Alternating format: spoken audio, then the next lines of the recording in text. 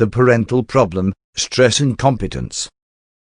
What I find to be the most prevalent and enduring issues in the relationship between parents and their kids is the disconnect between what they desire out of each other and the failure for either side to capitulate. Assuming both kid and parent have good intentions, this disconnect can happen when there is a sense of betrayal. And a grudge originating from that betrayal persists from similar events that seem to justify its existence. Parents often see themselves as entitled since they are older and have more experience, and they neglect to care about the feelings a child may have. It is fair to believe that a parent's expectations should be prioritized since it is their duty to prepare them. However, it is not fair to disregard or outright insult their intelligence. Kids are smarter in ways that we don't give enough credit. They are no more human than anyone else. Thus, their opinions shouldn't be thrown out the window simply because they're dependents. Let them have a reasonable say of what goes on around them, such as letting them design their own rooms or letting them occasionally pick out food they want and having these aforementioned things when they're younger, not when their opinions have solidified. They did not ask to be born and, until they're older, they won't understand the work that goes into maintaining their lives. But a parent should not seek compensation. What makes parenting valuable are the moments of character you share with your child, and while there are things a child should do such as going to school and being a nice person, you shouldn't ask for more unless that child is happy to oblige. It's only okay to push a child out of their comfort zone if it's in moderation. Surprisingly, the way to correctly treat a child is not too different from treating any other person correctly. An example of bad parenting could be seen in what happened to me years ago. I accompanied my mom when she went to her favorite beauty salon. My mom figured she could kill two birds with one stone by having me go alone to the barber shop next door, so she gave me money and told me to go ask for a haircut for myself. I'm autistic, and this was during my middle school period. I didn't want to go to the barber shop because the people inside were really rowdy and vulgar, but she got angry and threatened to leave me and force me to walk 30 miles to the house. You may think it's just a scare tactic, but I believed my mom is the kind of person who would actually do that. She wanted me to be confident and walk into the barber shop. The problem is, instead of boosting my confidence herself or offering me a reward if I walked in, she resorted to threats and humiliation. This is a kind of betrayal. This, in turn, had the complete opposite effect and only stripped more of my confidence, and I never walked into that barber shop by myself. These are the kind of things parents do, and they do it a lot since children can't do anything about it. All of these kinds of confrontations only grossly serve an agenda and nothing else, and over time they drive relationships apart. Eventually, neither side has faith in the other, and since they live in the same house, misunderstandings and miscommunications are inevitable.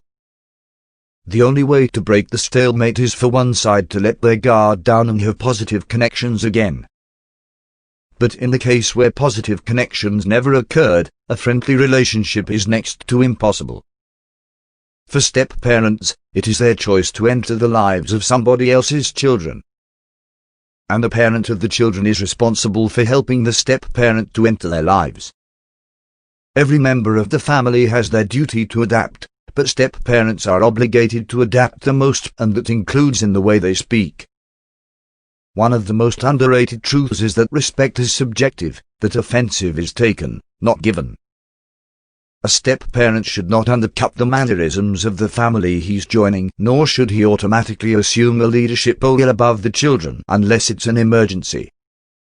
The most important part of adaptation is the rate at which something adapts. Evolution requires time. Any ugly confrontations should end in a compromise that satisfies both parties. If it doesn't, then it means getting a step-parent was a mistake to begin with.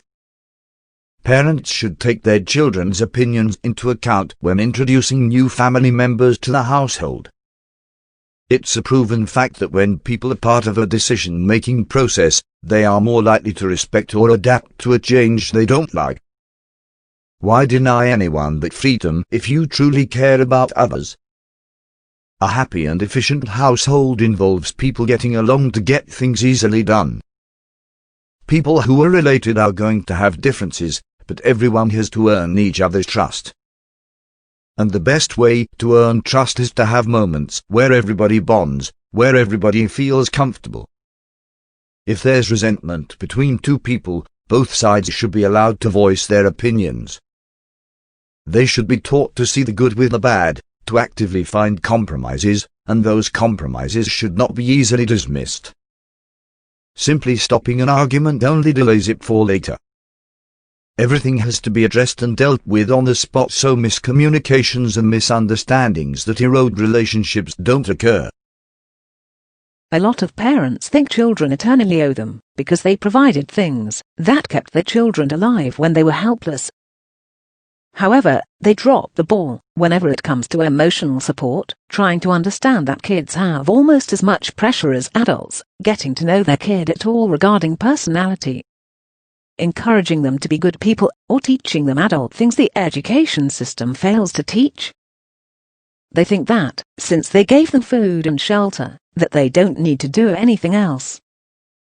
They just have to figure it out, because that's what life is. Well, if you are only going to do half the work, don't bear a child. There's a difference between existing and living. We should all aim to have a better world, not simply accept what we have now. What we have now should be treated as a stepping stone to do bigger and greater things. All children of any background should be loved unconditionally because they are human beings. If they are to exist, we are to care for them until they can care for themselves, care for them, as in trying to know what makes them special. A slave master would say to his slave that he's entitled, since he provides food and shelter to the slave, but it doesn't change the fact that they're a slave. Parents should not make a similar argument to their children. We should teach them how to apply themselves, not how to stay put, or become like us.